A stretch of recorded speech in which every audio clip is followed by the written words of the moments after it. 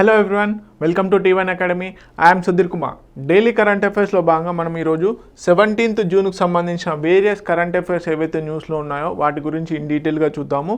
Okay, so before going to the session, SSC CGLకి సంబంధించి notification already release అవ్వడం జరిగింది కదండి. సో దానికి సంబంధించి అర్థమెటిక్ అండ్ రీజనింగ్ ఏవైతే ఉన్నాయో ఆ క్లాసెస్ ఫ్రీగా ప్రొవైడ్ చేయడం జరుగుతుంది. మిగతా జనరల్ స్టడీకి సంబంధించి కూడా MCQ ఓరియంటెడ్లో త్వరలో సిరీస్ కూడా లాంచ్ చేయడం జరుగుతుంది. సో ఎవరైతే మీ ఫ్రెండ్ సర్కిల్లో SSC CGL ప్రిపేర్ అవుతున్నారో వారికి ఇన్ఫామ్ చేయండి. T1 అకాడమీలో SSC CGLకి సంబంధించి అర్థమెటిక్ అండ్ రీజనింగ్ రెండూ కూడా ఫ్రీగా క్లాసెస్ ప్రొవైడ్ చేయడం జరుగుతుంది. సో చాలా క్వాలిటీగా, చాలా షార్ట్ కట్స్ ఓరియంటెడ్లో ఆ క్లాసెస్ చెప్పడం జరిగింది. Please watch that videos also. As soon as possible ఆ సిరీస్ని మేము లాంచ్ చేయబోతున్నాము. Okay, so question of the day. So ఇది ప్రీవియస్ డేకి సంబంధించిన టాపిక్ అండి. సో దానికి సంబంధించిన ఆన్సర్ చూద్దాం. What is the legal status of the Lokpal of India అని చెప్పేసి అంటున్నారు.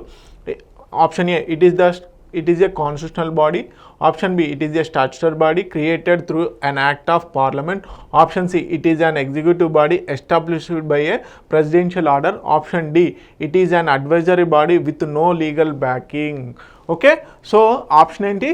Option C, B is the correct answer. Option B is the correct answer. It is a statutory body created through an act of parliament ద్వారా. Okay, so మనకి Lokpal Lokayukta act 2013 ఏదైతే ఉందో 2013 దాని ద్వారా ఈ లోక్పాల్ అండ్ లోకయుక్తాలను అపాయింట్ చేయడం జరిగింది. సో రీసెంట్గా లోక్పాల్ తన యొక్క మోటోను చేంజ్ చేసుకోవడం జరిగింది కదా. సో అందుకని చెప్పేసి న్యూస్లో ఉండడం జరిగింది.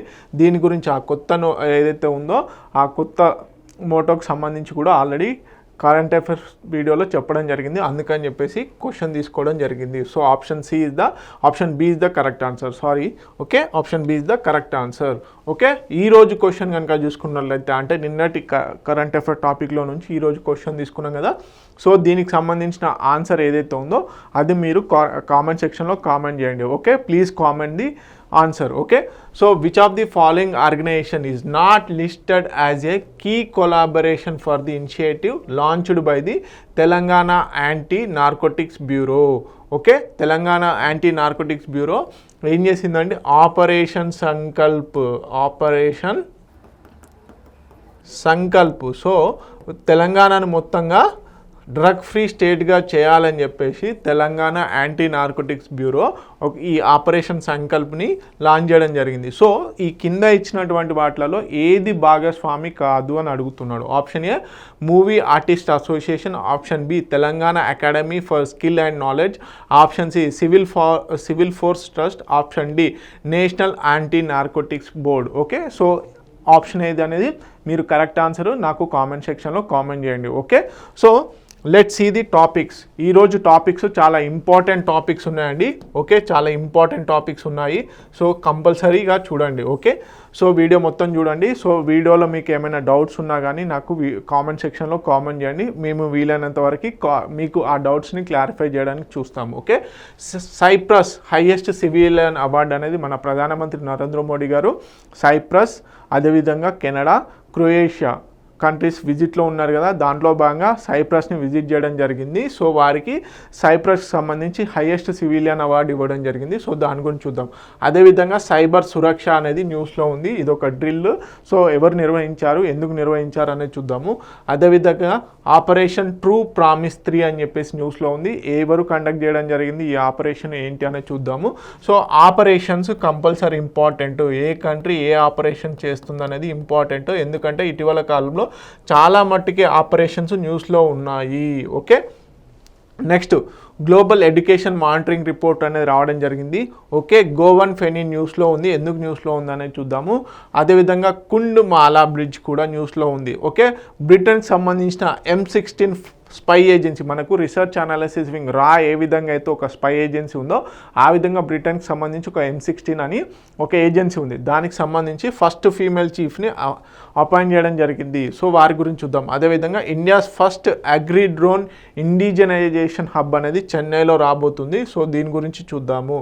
ఓకే, 5th FPV ఏదైతే ఉందో ఫాస్ట్ పెట్రోల్ వెహికల్ ఏదైతే ఉందో అచల్, సో అది రీసెంట్గా గోవా షిప్ యార్డ్ లిమిటెడ్ ఏదైతే ఉందో అది లాంచ్ చేయడం జరిగింది. సో దాని గురించి చూద్దాము. అదేవిధంగా world day to combat desertification and drought 2025. So ఈ డే గురించి చూద్దాము. ఓకే, సో టాపిక్ ఏంటంటే Cyprus highest civilian award. Okay, Cyprus highest civilian award అనేది మన ప్రధానమంత్రి నరేంద్ర మోడీ గారికి ఇవ్వడం జరిగింది. ఓకే, ఆ అవార్డు పేరేంటి? Grand cross of the order of the Makarios 3. Okay, grand cross of the order of Makarios 3 అని చెప్పేసి. ఓకే, ఇది సైప్రస్ సంబంధించిన హైయెస్ట్ సివిలియన్ అవార్డు. సో దీంతో మొత్తం ఎన్ని అవార్డ్స్ ఇవ్వడం జరిగింది? ఒక కంట్రీకి సంబంధించి హైయెస్ట్ సివిలియన్ అవార్డ్స్ తీసుకున్న మొత్తం లిస్ట్ కనుక తీసుకున్నట్లయితే ఈ ప్రధానమంత్రి నరేంద్ర మోడీ గారికి 23 అవార్డ్స్ దీంతో.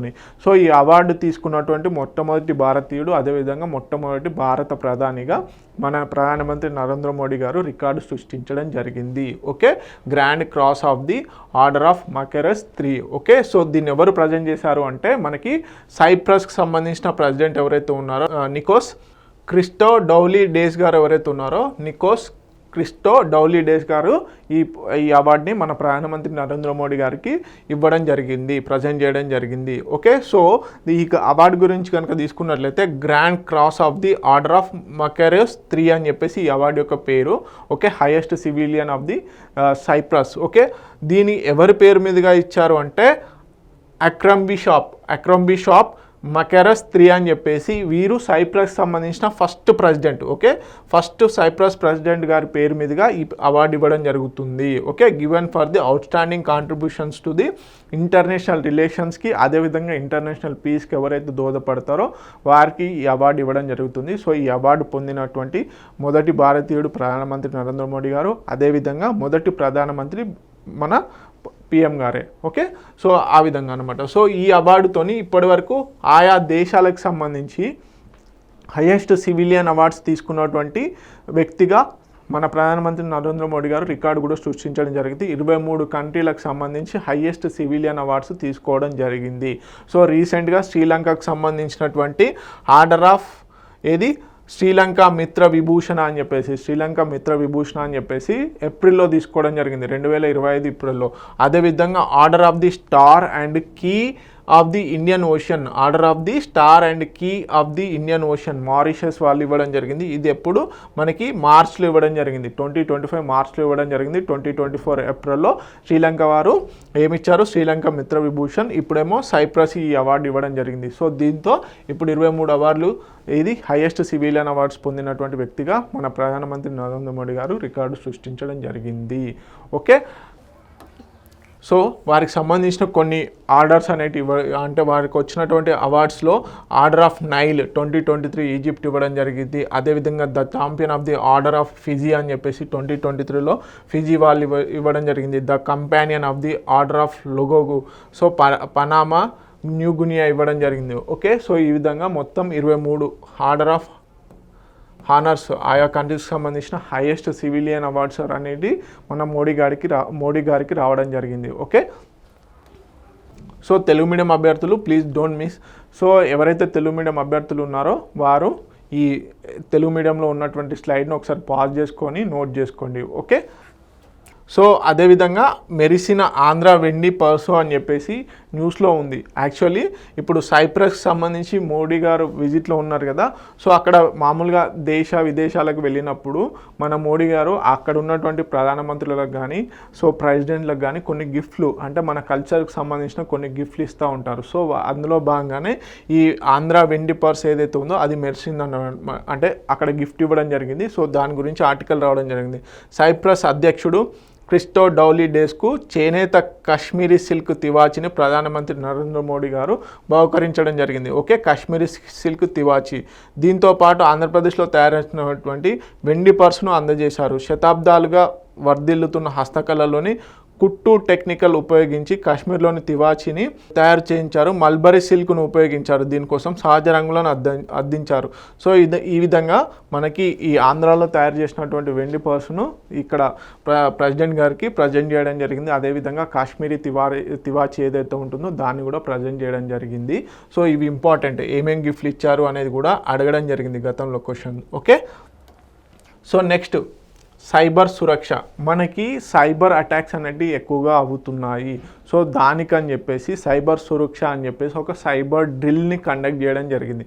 ఎవరు కండక్ట్ చేశారు అంటే డిఫెన్స్ సైబర్ ఏజెన్సీ ఆధ్వర్యంలో ఈ సైబర్ సెక్యూరిటీ డ్రిల్ దేని పేరు మీదుగా, సైబర్ సురక్ష పేరు మీదుగా కండక్ట్ చేయడం జరిగింది. ఓకే, సైబర్ సురక్ష అనే డ్రిల్ ఎవరు కండక్ట్ చేశారు అంటే మనకి డిఫెన్స్ సైబర్ ఏజెన్సీ వాళ్ళు. ఓకే, దీంట్లో భాగంగా ఏంటి అంటే సైబర్ అంటే రియల్ టైంలో ఏమేమి అటాక్స్ జరుగుతున్నాయి, వాటిని ఏ విధంగా ట్యాకిల్ చేయాలి అని చెప్పేసి ఈ సైబర్ సురక్ష ఒక మాక్ డ్రిల్ని కండక్ట్ చేయడం జరిగింది.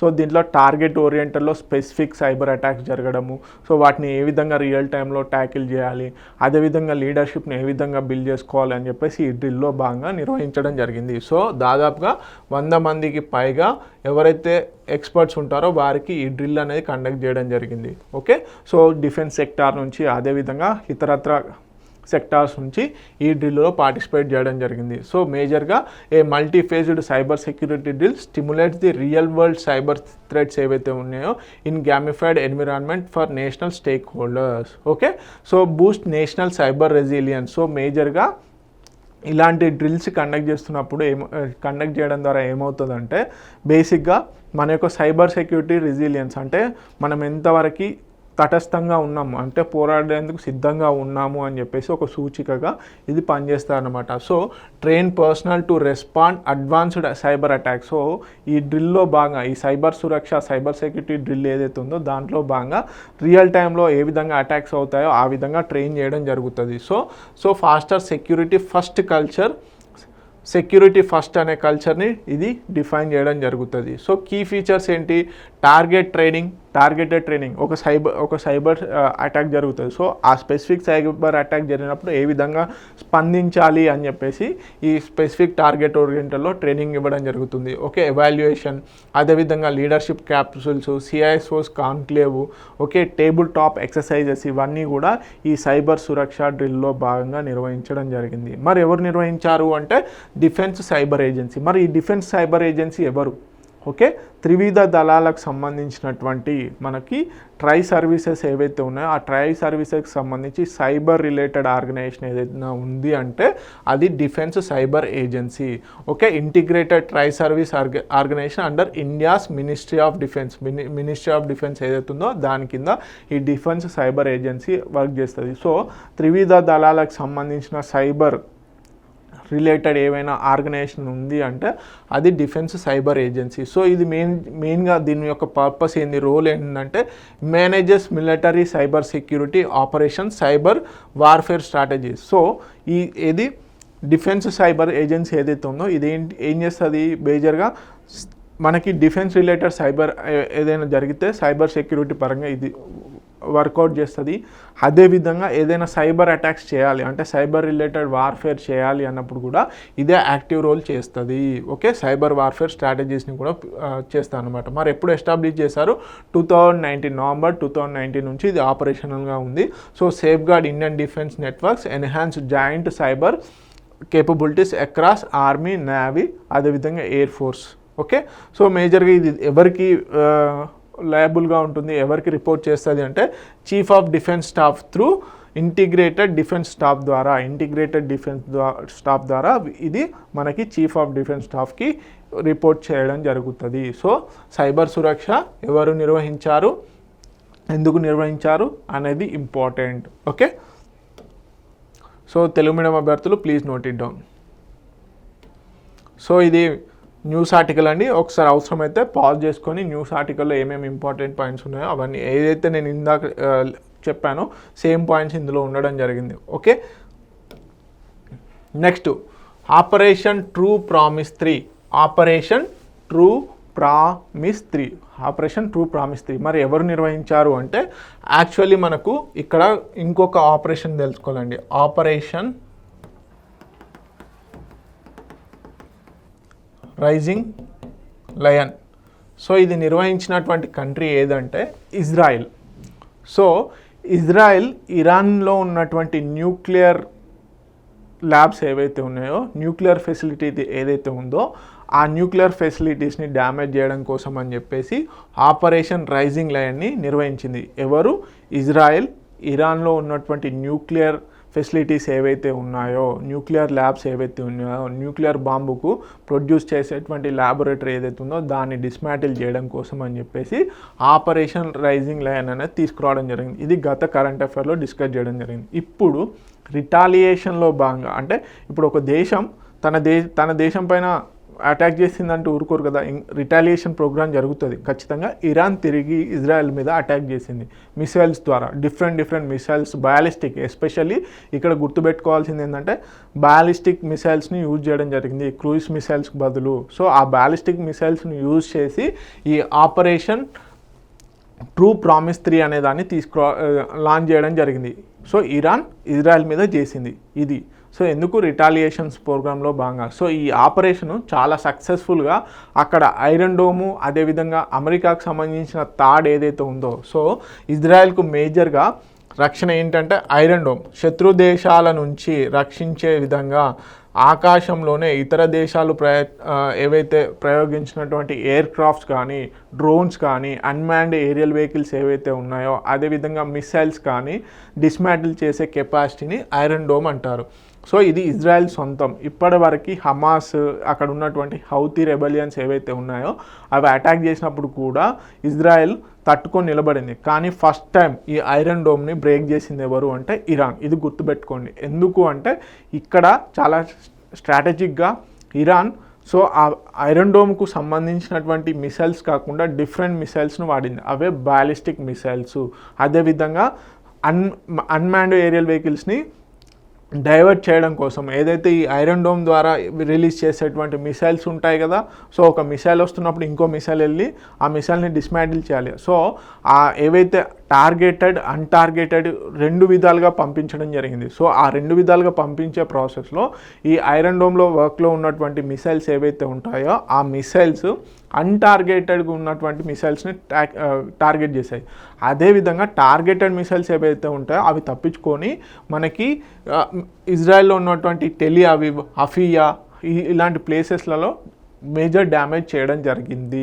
ఓకే, సో దీంట్లో అగైన్ మళ్ళీ ఇజ్రాయెల్ రిటాలియేషన్ చేస్తుంది. కాకపోతే ఇక్కడ గుర్తుంచుకోవాల్సింది ఏంటంటే ఆపరేషన్ ట్రూ ప్రామిస్ ఏ కంట్రీ నిర్వహించింది అంటే సో ఇరాన్ లాంచ్ చేసింది. Iran launched operation true promise 3 escalating military strikes on Israel for the 3rd consecutive day. Okay, Iran's latest military offensive led by the IRGC targeting Israel cities and infrastructure, especially economic infrastructures, అదే విధంగా refinery ఎక్కడైతే ఉంటాయో refinery storages, so వాటిపైన ఎక్కువగా ఈ air strikes అనేటివి చేయడం జరిగింది. ఎవరు? ఇరాన్.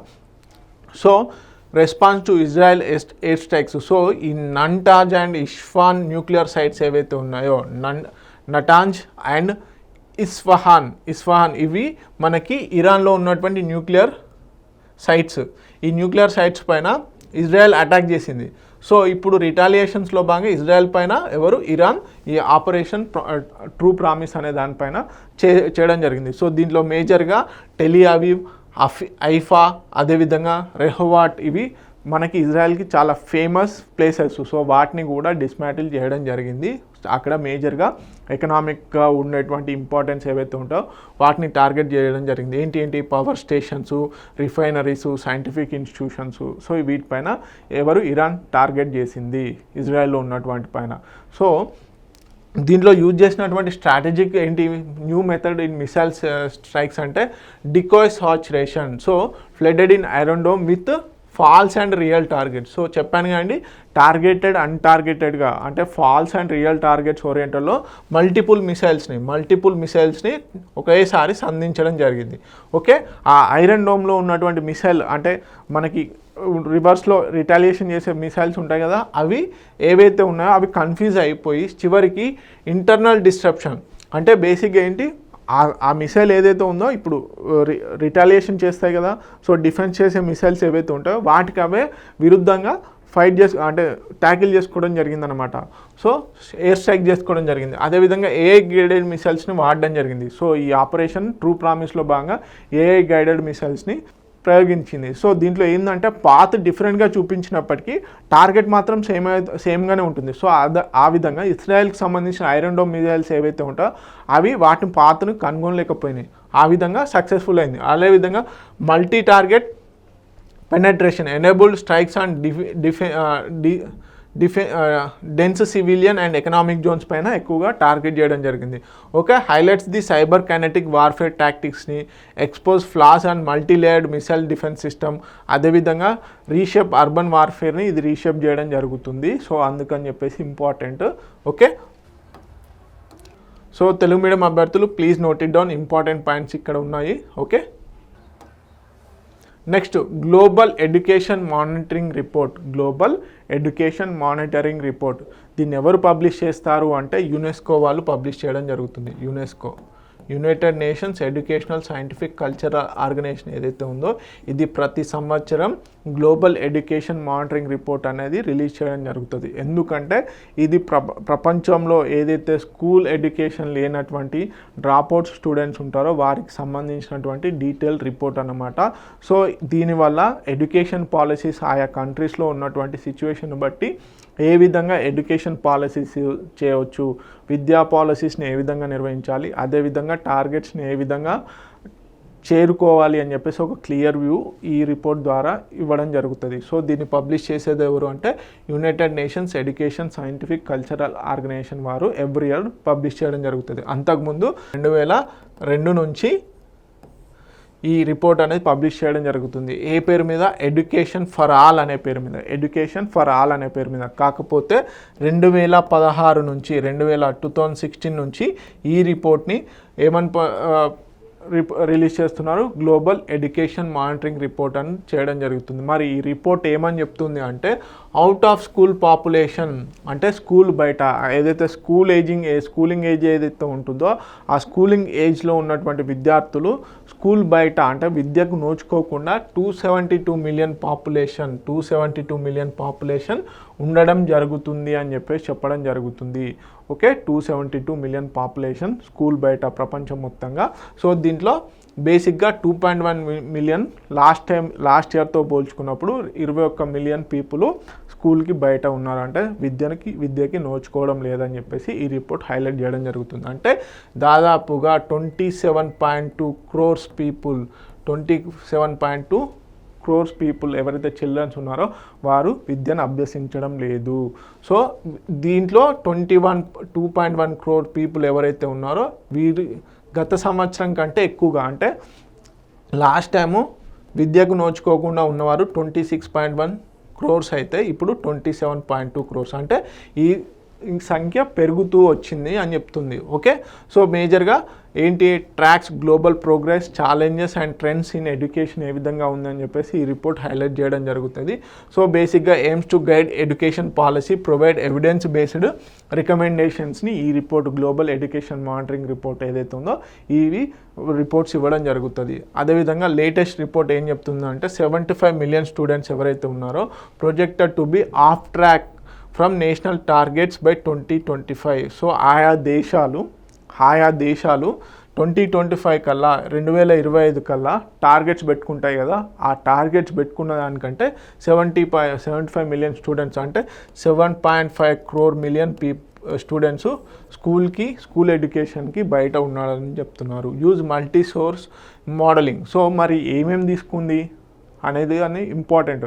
ఈ ఎస్టిమేషన్కి ఏమేమి తీసుకుందంటే administrative data, household surveys కూడా చేయడం జరిగింది, population census, assumes stable school age, population flow across education levels, వీటన్నిటిని ప్రామాణికంగా తీసుకొని స్టాండర్డ్స్ని తీసుకొని ఈ గ్లోబల్ ఎడ్యుకేషన్ మానిటరింగ్ రిపోర్ట్ని రిలీజ్ చేయడం జరిగింది.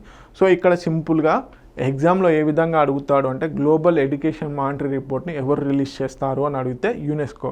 ఎప్పటి నుంచి రిలీజ్ చేస్తుంది అంటే 2002 నుంచి. దీని పేరు మార్పు ఎడ్యుకేషన్ ఫర్ ఆల్ నుంచి గ్లోబల్ ఎడ్యుకేషన్ మానిటరింగ్ రిపోర్ట్గా ఎప్పుడు చేంజ్ చేసిందంటే 2016. సో ఈ 2025లో గ్లోబల్ ఎడ్యుకేషన్ మానిటరింగ్ రిపోర్ట్ ప్రకారం ఎంతమంది స్కూల్ బయట అంటే ఎడ్యుకేషన్ విద్యని నోచుకోకుండా ఉన్నారు అంటే 272 మిలియన్ పీపుల్, 272 మిలియన్ స్టూడెంట్స్. దాంట్లో 21 మిలియన్ స్టూడెంట్స్ గత సంవత్సరంతో పోల్చుకుంటే ఎక్కువగా సంఖ్య పెరిగింది. Okay, so these are the highlights. So మేజర్గా inform policy decisions for government and global stakeholders supports sustainable development goal for quality ఎడ్యుకేషన్కి ఈ రిపోర్టు సపోర్ట్ చేయడం జరుగుతుంది. Important. Okay, so this is the about global education monitoring report సంబంధించింది. So next Goan feni, గోవాకు సంబంధించిన ఫెనీ ఇదొక మత్తు పానీయం. ఓకే, ఇది ఒక ఫెనీ అనేది ఒక మత్తు పానీయం. ఇది లోకల్గా మేడ్ చేయడం జరుగుతుంది. సో దీనికి ఇప్పుడు జియోగ్రాఫికల్ ఐడెంటిఫికేషన్ రావడం జరిగింది. గోవాకు సంబంధించిన ఫెనీ ఏదైతే ఉందో, సో సింపుల్గా తెలుగులో సబ్జెక్టివ్ కరెక్షన్ సారాయి అని అంటారు కదా, సో ఆ సారాయికి సంబంధించింది ఈ గోవాకు సంబంధించిన ఫెనీ. దీన్ని దేని నుంచి తయారు చేస్తారు ఏంటి అనేది చూద్దాం. బేసిక్గా దీనికి ఇప్పుడు జియోగ్రాఫికల్ ఇండికేషన్, ప్యారిస్ కన్వెన్షన్, మనకి వరల్డ్ ఇంటెలెక్చువల్ ప్రాపర్టీ ఆర్గనైజేషన్ ఏదైతే ఉందో దాన్ని బేస్గా చేసుకొని ఈ జిఐ అనేది ఇవ్వడం జరిగింది, జియోగ్రాఫికల్ ఇండికేషన్. ఓకే, ఇవ్వడం జరిగింది. సో బేసిక్గా native liquor to the Goa. Okay, మేజర్గా దేని నుంచి చేస్తారు అంటే ఫర్మెంటెడ్ క్యాషూ యాపిల్స్ ఏవైతే ఉంటాయో, అంటే మనకి క్యాషూ ఏదైతే ఉంటుందో ఆ క్యాషూకి సంబంధించిన పండ్లు ఏవైతే ఉంటాయో ఆ పండ్ల నుంచి తొక్కి, ఆ పల్పుని తొక్కి ఈ విధంగా సో పూర్తిగా ఆ లిక్విడ్ ఏదైతే ఉంటుందో ఆ లిక్విడ్ నుంచి ఈ ఫెనీని తయారు చేస్తారు, కోకోనట్ శాప్ నుంచి. Okay, clear strong liquor. So distinct ఫ్లేవర్ని కలిగి ఉంటుంది. సో చాలా హార్డ్ స్మెల్ అనేది కూడా ఉంటుంది ఈ ఫెనీలో. ఓకే, సో బేసిక్గా దీన్ని ఎప్పుడు హిస్టారికల్ ఆరిజిన్ కనుక చూసుకున్నట్లయితే పోర్చుగీస్ మిషనరీస్ 1600లోనే దీన్ని తీసుకురావడం జరిగింది. So brought cashew trees and distillation techniques ఏవైతే ఉన్నాయో వాటిని నేర్పించడం జరిగింది. సో లోకల్గా చాలా ఫేమస్ గోవా ఫెనీ ఏదైతే ఉందో అది చాలా ఫేమస్ అన్నమాట అక్కడ. సో దానికి జియోగ్రాఫికల్ ఐడెంటిఫికేషన్ ఇవ్వాలని చెప్పేసి దీన్ని ఇప్పుడు జిఐ ట్యాగ్ ఇవ్వడం జరిగింది. సో బేసిక్గా ఏ విధంగా హార్వెస్టింగ్ రిప్ క్యాషూ యాపిల్స్ ఏవైతే ఉంటాయో వాటిని తీసి జ్యూస్ ఎక్స్ట్రాక్షన్ చేసి తర్వాత న్యాచురల్ ఫర్మెంటేషన్ చేసి క్లే పాట్స్లలో సో డిస్టిలేషన్ అండ్ కండెన్సేషన్ చేసి చివరికి ఈ గోవన్ ఫెనీ అనేది తయారవ్వడం జరుగుతుంది. సో బేసిక్గా దేని నుంచి తయారు చేస్తారంటే క్యాషూ పండ్లు ఏవైతే ఉంటాయో మనకి ఈ కాజు పండ్లతో ఇది చేయడం జరుగుతుంది. ఓకే, సో ఇదన్నమాట. సో తెలుగు మీడియం అభ్యర్థులు please note it down. Next Kundumala bridge. So బేసిక్గా ఇక్కడ రీసెంట్గా ఇది ఎక్కడ ఉంది అంటే బేసిక్గా ఇంద్రయాని రివర్ అని చెప్పేసి పూణేకి దగ్గరలో ఉండడం జరిగింది. ఏది ఈ కుండమాల బ్రిడ్జ్ పూణేకి దగ్గరలో ఉండడం జరిగింది. ఎక్కడ? ఇంద్రయాని రివర్కి. సో బేసిక్గా ఈ కుండమాల బ్రిడ్జ్ అనేది ఇంద్రయాని రివర్ పైన కన్స్ట్రక్షన్ చేయడం జరిగింది. ఒక బ్యూటిఫుల్ ప్లేస్ అండి. రెండు యాక్చువల్లీ కొండలాగా ఉంటుంది. సో మీరు కనుక చూసుకున్నట్లయితే బేసిక్గా వర్షాకాలంలో ఇదంతా వాటర్తో ఫిల్ అయి ఉంటుంది. ఈ జార్జ్ లాగా మనకి ఒక జార్జ్ లాగా రెండు కొండల మధ్యలో ఏ విధంగా అయితే ఒక గ్యాప్ ఉంటుందో ఆ గ్యాప్ లాగా ఉంటుంది. సో ఇంద్రయాని రివర్కి అటు ఇటు క్రాసింగ్కి ఈ బ్రిడ్జ్ అనేది కన్స్ట్రక్షన్ చేయడం జరిగింది. రీసెంట్గా ఇక్కడ వర్షాలు ఎక్కువ పడడం వల్ల ఈ కుండమాల బ్రిడ్జ్ అనేది కూలిపోవడం జరిగింది. సో కూలిపోవడం ద్వారా ఇక్కడ రీసెంట్గా మనుషులు చనిపోవడం జరిగింది. అందుకని చెప్పేసి న్యూస్లో ఉంది. Okay, so peaceful lesser known gateway. So small water fall, colourful temples, అదేవిధంగా న్యాచురల్లీ కార్వ్డ్ రాక్స్ ఇవన్నీ ఉండడం జరిగింది. బేసిక్గా ఇక్కడ కుండమాల మాతా టెంపుల్ అనేది ఫేమస్ అండి. సో ఈ కుండమాల మాతా టెంపుల్ని విజిట్ చేయడానికి అని చెప్పేసి డివోటీస్ భక్తులు రావడం జరుగుతుంది ఎవ్రీ ఇయర్. సో యాక్చువల్లీ అక్కడ గవర్నమెంట్ కూడా హెచ్చరిస్తూ ఉంటుంది, వర్షాకాలంలో మాత్రం రాకండి, ఇక్కడ ఎప్పుడు ఆ ఇంద్రయాని రివర్ ఎప్పుడు పొంగుతుందో తెలీదు, ఎక్కువగా ఫ్లడ్స్ వచ్చే ఛాన్సెస్ ఉంటాయి, సో జాగ్రత్త అని చెప్పారు. కానీ ప్రజలు వినకుండా, అంటే డివోటీస్ వినకుండా వెళ్ళడం జరిగింది. సో హెవీ ఫ్లడ్స్ రావడం వల్ల ఆ బ్రిడ్జ్ అనేది కొలాప్స్ అయిపోయింది. సో కంపల్సరీ అడుగుతారు, ఇటీవల కాలంలో కుండమాల బ్రిడ్జ్ ఎక్కడ లొకేట్ అయి ఉందంటే పూణే, ఏదైతే మనకి ఓల్డ్ పూణే ముంబై హైవే ఎక్కడి నుంచి అయితే స్టార్ట్ అవుతుందో అక్కడ నుంచి ఈ కుండమాల బ్రిడ్జ్ అనేది ఉండడం జరిగింది. Okay, so please note it down. Next బ్రిటన్కి సంబంధించిన M16 స్పై ఏజెన్సీ ఏదైతే ఉందో దానికి ఫస్ట్ ఫీమేల్ చీఫ్గా ఎవరిని అపాయింట్ చేయడం జరిగిందంటే బ్లేసీ మెట్రవెల్లీ ఎవరైతే ఉన్నారో వారిని బ్రిటన్కి సంబంధించిన M16 ఓకే మనకి రీసెర్చ్ అనాలైసిస్ వింగ్ ఏ విధంగా అయితే ఉందో సో ఆ రాకి లాగానే M16 అని బ్రిటన్కి సంబంధించిన ఒక స్పై ఏజెన్సీ. సో ముసాద్ ఇజ్రాయెల్కి సంబంధించింది. సో ఆ విధంగా ఒక్కొక్క కంట్రీ ఒక్కొక్క నేషన్కి ఒక్కొక్క స్పై ఏజెన్సీ ఉంటుంది. మనకు రీసెర్చ్ అనాలిసిస్ వింగ్, ఇజ్రాయెల్కి ముసాద్, అదేవిధంగా బ్రిటన్కి M16. దానికి మొట్టమొదటి చీఫ్గా ఫీమేల్ చీఫ్గా ఎవరిని అపాయింట్ చేయడం జరిగిందంటే Blaise Metreweli as the next chief of M16 okay UK's foreign intelligence agency okay. So దీన్ని ఎప్పుడు ఎస్టాబ్లిష్ చేశారు ఈ M16 ఆర్గనైజేషన్ అంటే 1909లో. సో 1909 నుంచి ఇప్పటి వరకు ఎంతోమంది ఈ M16కి చీఫ్గా వర్క్ చేయడం జరిగింది. చీఫ్గా కాకపోతే ఫస్ట్ టైం ఒక ఫీమేల్ని అపాయింట్ చేయడం జరిగింది, ఒక ఉమెన్ని. వీరు ఇంతకుముందు director of technology innovation at M16 ఏజెన్సీలోనే డైరెక్టర్ ఆఫ్ టెక్నాలజీ అండ్ ఇన్నోవేషన్లో భాగంగా చేస్తుండేవారు. సో వీరికి ఇప్పుడు చీఫ్గా అపాయింట్ చేయడం జరిగింది. Known for spearheading modernisation and technology driven intelligence రిఫార్మ్స్లో వీరు పెట్టింది పేరన్నమాట. సో వీరిని ఇప్పుడు ఈ ఏజెన్సీకి చీఫ్గా అపాయింట్ చేయడం జరిగింది. So important Blaise Metreweli. So ఇది ఇలాంటి బేసిక్గా మనం ఆపరేషన్ సింధూర్లో అటు ఇండియన్ ఆర్మీ నుంచి ఇటు ఇండియన్ ఫోర్స్ నుంచి ఉమెన్ కాంబాట్ ఎవరైతే ఉన్నారో వారిని ఆ ఆపరేషన్కి లీడ్స్గా పెట్టడం జరిగింది. సో ఇప్పుడు ఇలాంటి దేశంలో అత్యున్నతమైనటువంటి స్పై ఏజెన్సీస్కి అంటే ఆయా కంట్రీస్ అపాయింట్ చేస్తున్న దాన్ని దేన్ని రిప్రజెంట్ చేస్తుంది అంటే జెండర్ రిప్రజెంటేషన్ని ఓకే. సో గ్లోబల్ ఇంటెలిజెన్స్ లీడర్షిప్కి జెండర్ రిప్రజెంటేషన్ని చూపిస్తూ ఉంది. సో మిలిటరీ లాంటి కాంబాట్స్లో ఉన్నటువంటి ఏరియాలో కూడా సరి సమానంగా మహిళలు కూడా పోటీ పడుతున్నారు అని చెప్పేసి అని ఇది చూపిస్తుంది అన్నమాట. So technological advancement in national సెక్యూరిటీలో భాగంగా వీరు మేజర్గా కీ రోల్ చేయబోతున్నారు ఓకే. సో తెలుగు మీడియం అభ్యర్థులు please note it down okay. Next India's first agri drone indigenisation hub in Chennai. So చెన్నైలో ఇండిజినైజేషన్ చేసేందుకు అగ్రి డ్రోన్స్ ఎస్పెషల్లీ అగ్రి డ్రోన్స్ని ఇండిజినైజేషన్ చేసేందుకు దేశీయంగా తయారు చేసే విధంగా ఒక హబ్ని ఎక్కడ ఎస్టాబ్లిష్ చేస్తున్నారు చెన్నైలో ఓకే. చెన్నైలో okay India's first agri drones indigenisation hub in Chennai okay. Inaugurated by the union minister of rural development ఎవరు శ్రీ కమలేష్ పాస్వాన్ గారు దీన్ని ఇనాగ్రేట్ చేయడం జరిగింది. లొకేషన్ వచ్చేసి చెన్నై. మరి ఎవరు ఆర్గనైజ్ చేస్తున్నారు అంటే గరుడా ఏరోస్పేస్ వారు. Garuda aerospace founded by the Agnishwar Jayaprakash okay. Garuda ఏరోస్పేస్ని అగ్నిశ్వర్ జయప్రకాష్ గారు లాంచ్ చేయడం జరిగింది. మరి కీ లాంచెస్ దీంట్లో భాగంగా ఈ హబ్ ఏదైతే ఉందో సో సింపుల్గా క్వశ్చన్ ఈ విధంగానే అడుగుతారండి. కరెంట్ అఫైర్స్ మనం జనరల్గా చూస్తూ ఉంటాం కదా, ఏ విధంగా అడుగుతారు. ఇండియాలో మొట్టమొదటిసారిగా అగ్రి డ్రోన్స్ సంబంధించి దేశీయంగా చేసేటువంటి హబ్ని ఎక్కడ ఎస్టాబ్లిష్ చేస్తారు అంటే సింపుల్గా చెన్నైలో ఓకే. ఎవరు ఎస్టాబ్లిష్ చేశారు అంటే union minister of rural development సంబంధించిన శ్రీ కమలేష్ పాస్వాన్ గారు ఓకే. ఎవరు ఆర్గనైజ్ చేశారు అంటే గరుడా ఏరోస్పేస్. సో ఈ గరుడా ఏరోస్పేస్ని ఎస్టాబ్లిష్ చేసింది ఎవరు, ఫౌండ్ చేసింది ఎవరు అంటే అగ్నిశ్వర్ జయప్రకాష్ గారు okay. India's first agri drone indigenisation ఫెసిలిటీస్లో ఏమేం చేస్తారు అంటే డిజైన్.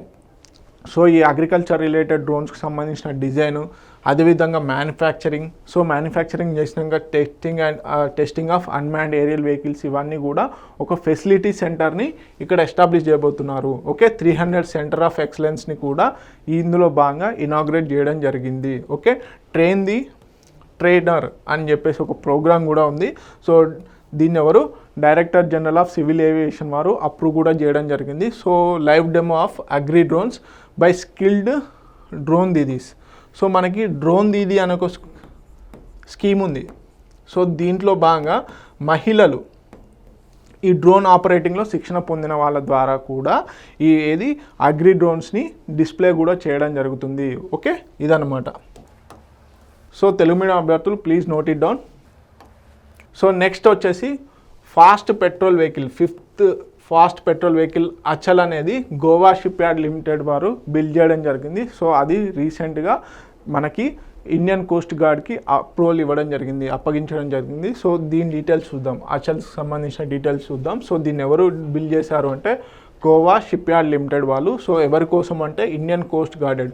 సో ఇక్కడ ఎఫ్పివి అంటే ఫాస్ట్ పెట్రోల్ వెహికల్. సో మనకి ఈ పెట్రోల్ వెహికల్ లాగా అంటే పెట్రోలింగ్, మనకి ఇప్పుడు పోలీస్ పెట్రోలింగ్ వెహికల్ ఏ విధంగా అయితే ఉంటుందో, సో ఇండియన్ కోస్ట్ని సురక్షితంగా పరిరక్షించడం కోసం అని చెప్పేసి ఈ ఫాస్ట్ పెట్రోల్ వెహికల్స్లో మొత్తం 8 తీసుకురావాలనుకున్నారు. దాంట్లో 5th అయినటువంటి అచల్ని నిన్న కమిషన్ చేయడం జరిగింది. ఓకే, అఫీషియల్గా ఇండియన్ కోస్ట్ గార్డ్కి అప్పగించడం జరిగింది. సో 8 ఫాస్ట్ పెట్రోల్ వెహికల్స్లో ఇది 5th వెహికల్ అన్నమాట. ఓకే, సో దాని పేరేంటి అచల్. సో ఇది డ్యూయల్ క్లాస్ క్లాసిఫైడ్ అండి, certified American bureau of shipping, అదేవిధంగా ఇండియన్ రిజిస్టర్ ఆఫ్ షిప్పింగ్, ఇవి రెండు కూడా అప్రూవల్ చేయడం జరిగింది. Okay, over 60% of the indigenous content. So మొత్తంగా ఏది ఫాస్ట్ పెట్రోల్ వెహికల్ ఏదైతే ఉందో అచల్లో, దాంట్లో ఉపయోగించినటువంటి టెక్నాలజీ 60% కూడా ఇండిజినస్గా తీసుకురావడం జరిగింది. ఓకే, అంటే దేశంగా అభివృద్ధి చెందించింది. సో లెంత్ వచ్చేసి దీని లెంత్ 52 మీటర్స్, బ్రెడ్త్ వచ్చేసి 8 మీటర్స్, డిస్టెన్స్ వచ్చేసి 320 knots వరకు వెళ్ళే కెపాసిటీ ఉంది. సో సిపిపి బేస్డ్ ప్రొపల్షన్ వచ్చేసి టాప్ స్పీడ్ వచ్చేసి 27 knots. ఓకే, 27 knots దీని యొక్క top speed. So Telugu medium అభ్యర్థులు ప్లీజ్ నోట్ ఇట్ డౌన్.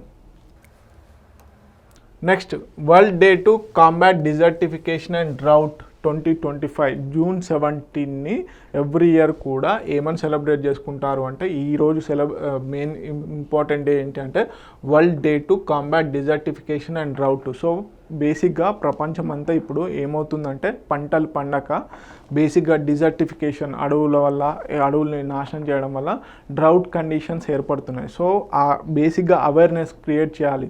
మనకి కరువుల వల్ల అదేవిధంగా డిజర్టిఫికేషన్ చేస్తే ఎలాంటి అనర్థాలు చేకూరుతాయి అని చెప్పేసి ఒక అవేర్నెస్ తీసుకురావడం కోసం అని చెప్పేసి యునైటెడ్ నేషన్స్ వారు ఈ జూన్ 17ని ఈ రోజుగా సెలబ్రేట్ చేస్తున్నారు, world day to combat desertification and drought అని చెప్పేసి. So every year June 17th world day of combat desertification and drought అని చెప్పేసి సెలబ్రేట్ చేస్తున్నారు. So theme important.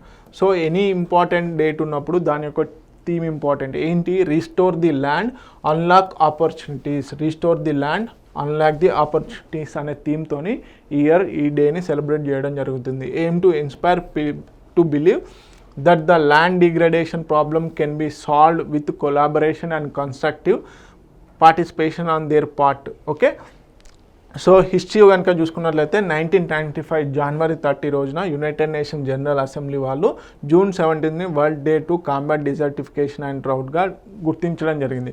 సో ఇదే ఇయర్ 1995 నుంచి జూన్ 17ని world day to combat desertification and డ్రౌట్గా గుర్తించడం జరిగింది. సో ఆ రోజు నుంచి ఈ డేని సెలబ్రేట్ చేయడం జరుగుతుంది.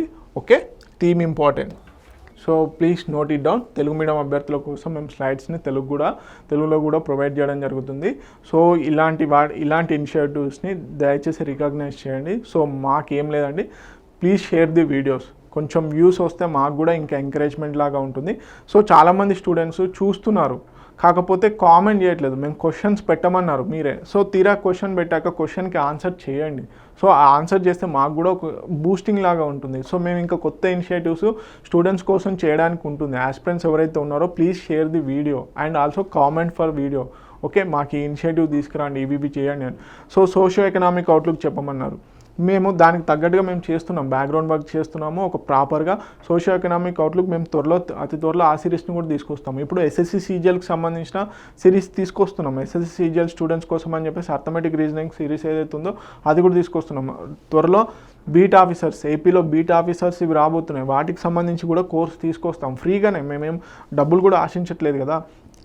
సో అందుకని చెప్పేసి please share the video. Okay, next, దేశంలో నిరుద్యోగ రేటు పెరిగింది. So periodic labour force survey every quarterly 3 monthsకి ఒకసారి ఇచ్చేది ఒకప్పుడు. కాకపోతే ఈ ఇయర్ ఏప్రిల్ నుంచి 1 monthకి ఒకసారి ఇవ్వడం జరుగుతుంది. ఓకే, 1 monthకి ఒకసారి ఇవ్వడం జరుగుతుంది. సో ఆ 1 మంత్కి ఒకసారి ఇచ్చే దాంట్లో గత నెలతో పోల్చుకుంటే ఏప్రిల్లో 5.1 ఉండేది. సో మే నెలలో మాత్రం 5.6కి ఈసారి అన్ఎంప్లాయ్మెంట్ రేట్ ఉంది అని చెప్పేసి చెప్పడం జరుగుతుంది. సో దేశంలో నిరుద్యోగ రేటు గత నెలలో 5.6% చేరింది. ఏప్రిల్ నెలలో ఇది కేవలం 5.1 మాత్రమే శాతంగా నమోదైందని ప్రభుత్వ గణాంకాలు వెల్లడిస్తున్నాయి. మహిళల్లో నిరుద్యోగ రేటు మేలో 5.8%గా ఉంటే నమోదైంది. 15 నుంచి 29 ఏళ్ల వయసు కలిగిన గ్రూపుల్లో నిరుద్యోగత రేటు ఏప్రిల్లో 13.8% ఉంటే మేలో 15%కి చేరింది. అంటే ఇక్కడ పెరిగింది నిరుద్యోగ రేటు. ఓకే, ఎక్కడ 15 to 29 ఏజ్ గ్రూప్లోనే. పట్టణ ప్రాంతాల్లో 17.2 ఉంటే నుంచి 17.9%కి పెరిగిందంట. గ్రామీణ ప్రాంతాల్లో 12.3% ఉంటే 13.7%కి పెరిగిందంట అన్ఎంప్లాయ్మెంట్ రేటు. సో గ్రామీణ ప్రాంతాల్లో ప్రాథమిక రంగం, వ్యవసాయాలు, ఉపాధి ఏప్రిల్లో 45.9% ఉంటే మేలో 43.5%కి తగ్గింది. అంటే అన్ఎంప్లాయ్మెంట్ రేట్ అనేది ఎంప్లాయ్మెంట్ అనేది 45.9% ఉంటే మేలో 43%. సో ఇక్కడ ఎంప్లాయ్మెంట్ తగ్గింది కాబట్టి ఆటోమేటిక్గా అదర్ సెక్టార్స్లో అన్ఎంప్లాయ్మెంట్ రేట్ పెరుగుతుంది. ఎందుకు అంటే ఇక్కడ బేసిక్గా ఇక్కడ చేసేవాళ్ళు ఇంకో రంగానికి చూస్తూ ఉంటారు. సో ఆ విధంగా అన్ఎంప్లాయ్మెంట్ రేట్ పెరిగిందంట. ఓకే, సో రబీ సీజన్ ముగియడంతో వ్యవసాయ కార్యకలాపాలు నెమ్మదించిన గ్రామీణ ప్రాంతాల్లోని పురుషులు, మహిళలకు ఉపాధి తగ్గింది. ఓకే, 15 నుంచి 29 వయసు ఏళ్ళ యువతుల్లో గ్రామీణ ప్లస్ పట్టణాల్లో నిరుద్యోగ రేటు 14.4%గా ఏప్రిల్లో ఉంటే మేలో 16.3%గా ఉండడం జరిగింది. ఓకే, నగరాల్లో నిరుద్యోగిత రేటు ఏప్రిల్లో 23.7 ఉంటే సో మేలో వచ్చేసరికి 24.7%కి పెరిగింది. గ్రామాల్లో వచ్చేసి ఏప్రిల్లో 10.7% ఉంటే 13% పెరిగిందంట మేలో. So this is all about periodic labour force survey. అంతకుముందు క్వార్టర్లీ ఇచ్చేవాళ్ళు, ప్రతి 3 నెలలకు ఒకసారి ఇచ్చేవాళ్ళు. కాకపోతే ఏప్రిల్ 1 నుంచి అంటే ఏప్రిల్ మంత్ నుంచి నెల ఇవ్వడం జరుగుతుంది. అంటే ఏప్రిల్లో 5.1% ఉండేది, అప్పుడు 5.1% ఉండేది ఏప్రిల్లో. సో ఆయా కేటగిరీలలో పెరగడం వల్ల ఇప్పుడు 5.6కి పెరిగింది. ఓకే, ఇప్పుడు అన్ఎంప్లాయ్మెంట్ రేట్ అనేది పెరిగింది మే నెలకు గాను. ఓకే, సో దానికి సంబంధించిన డిఫరెంట్ కేటగిరీస్లలో ఎంత ఉందనేది డీటెయిల్గా ఇవ్వడం జరిగింది. Please note it down. Important points అన్నీ కూడా ఈ ఆర్టికల్ మొత్తం ఇంపార్టెంటే. ఎందుకంటే ఎక్కడి నుంచి క్వశ్చన్ ఏ విధంగా అడిగేది తెలియదు. సో కంపారిజన్స్ అడుగుతారు. సో ఆ డిఫరెన్షియేషన్ నేర్చుకోండి. ఓకే, సో నెక్స్ట్ వన్యప్రాణి సంరక్షణలో భారత్ అగ్రగామి అని చెప్పేసి ఒక ఆర్టికల్ రావడం జరిగింది. వన్యప్రాణి సంరక్షణలో వైల్డ్ లైఫ్ ఏదైతే ప్రొటెక్షన్ ఉందో దాంట్లో ఇండియా వచ్చేసి ప్రపంచంలోనే అగ్రగామిగా నిలిచిందని కేంద్ర పర్యావరణ మంత్రి భూపేందర్ యాదవ్ గారు వెల్లడించారు. సో అదే మనకి ఇంటర్నేషనల్ బిగ్ క్యాట్ అలియన్స్ ఏదైతే ఉందో దాంట్లో భాగంగా సభ్య దేశాలతో కలిసి పనిచేస్తామని ఆయన స్పష్టం చేశారు. 95 సభ్య దేశాలు, 95 ఇంటర్నేషనల్ బిగ్ క్యాట్ అలియన్స్లో మొత్తం కంట్రీస్ యొక్క నెంబర్ ఎంత 95 కలిగినటువంటి ఇంటర్నేషనల్ బిగ్ క్యాట్ అలియన్స్లో తొలి సమావేశానికి మంత్రి అధ్యక్షత వహించారు. ఓకే, ఈ సమావేశం గురించి రేపటి కరెంట్ అఫైర్స్లో డీటెయిల్గా చూద్దాం. ఓకే, సో ఇదన్నమాట. సో బేసిక్గా ఏది వైల్డ్ లైఫ్ సంబంధించి ప్రొటెక్షన్లో ఇండియా నెంబర్ 1గా ఉందని చెప్పేసి మినిస్ట్రీ వాళ్ళు చెప్పడం జరిగింది. ఓకే, సో నెక్స్ట్ వచ్చేసి కథక్ నృత్య కళాకారిణి మంగళా భట్ గారు మరణించడం జరిగింది. సో వారు ప్రముఖ కథక్ నృత్య కళాకారిణి. సో వీరు బేసిక్గా మన హైదరాబాద్లోనే ఉన్నారు. ఓకే, అందుకని చెప్పేసి ఇంపార్టెంట్. నాట్య గురువు మంగళా భట్ గారు సోమవారం హైదరాబాద్లో బంజారా హిల్స్లోని స్వగృహంలో కన్నుమూయడం జరిగింది. కొంతకాలంగా అనారోగ్యంతో. ప్రముఖ నాట్య గురువు రాఘవరాజ్ భట్ సతీమణి జానపద కళాబ్రహ్మ గోపాల్ రాజ్ భట్ కోడలు అయినటువంటి మంగళా భట్ హైదరాబాద్లో ఆకృతి కథక్ కళా కేంద్రం ద్వారా 3.5 దశాబ్దాలుగా ఎంతోమందిని తీర్చిదిద్దారు. సో దేశ విదేశాల్లో ప్రదర్శనలు ఇచ్చారు. ఆమె మహారాష్ట్రలోని కొల్హాపూర్లో జన్మించడం జరిగింది. ఢిల్లీలోని సంగీత భారతిలో ఆమె సంగీత నాటక అకాడమీలో రాఘవరాజ్ భట్ కథక్ టీచర్గా పనిచేసేవారు. తర్వాత డిప్యూటేషన్పై రాఘవరాజ్ భట్ హైదరాబాద్కు వచ్చి ప్రభుత్వ సంగీత నృత్యంలో చేరారు. సో మంగళా భట్ గారు 1990లో బేసిక్గా సెటిల్ అవ్వడం జరిగింది. సో ఇక్కడ ప్రముఖ కథక్ గురువు అయినటువంటి కథక్ డ్యాన్స్కి సంబంధించి గురువైనటువంటి మంగళా భట్ గారు మరణించడం జరిగింది. సో వారి గురించి క్వశ్చన్ అడుగుతారు. ఓకే, సో ఇవన్నీ ఇంపార్టెంట్ కరెంట్ అఫైర్స్. మరిన్ని ఇంపార్టెంట్ కరెంట్ అఫైర్స్ కోసం T1 అకాడమీ యూట్యూబ్ ఛానల్ని ఫాలో అవ్వండి. అదేవిధంగా ఇతర క్లాసెస్ కోసం యూట్యూబ్ ఛానల్లో ఆల్రెడీ మేము ఫ్రీగా అన్ని సబ్జెక్ట్స్ సంబంధించిన క్లాసెస్ పెట్టాము. సో త్వరలో SSC CGLకి సంబంధించి ఫ్రీ క్లాసెస్ని కూడా ఇవ్వడం జరుగుతుంది. Please watch that videos also. Thank you so much.